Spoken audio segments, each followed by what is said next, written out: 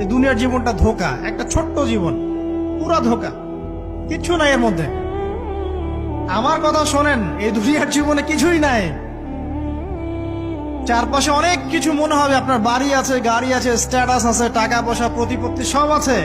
আদতে আপনি একা, আদতে আপনাকে একাই কবরে যাওয়া লাগবে, একাই আল্লাহর সাথে হিসেব নিকাশ দিতে হবে। কেউ নাই সাথে, আমাদের সাথে কেউ নাই। কিন্তু আপনি মনে করছেন যে সেলিব্রিটিজম, বড় আমি পলিটিক্যাল নেতা হয়েছি, আমাকে সবাই চেনে, আমি ইকোনমিক সেক্টরে লিড দেই, রাষ্ট্রকে লিড দেই, আমি ধর্মতাত্ত্বিক ক্ষেত্রে লিড দেই, আমাকে দেখলে মানুষ বাহবা দেয়, ইত্যাদি ইত্যাদি।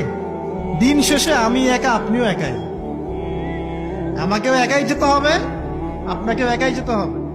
এগুলো সব চারপাশের খালি অন্ধ মোহ, আর কিছু না।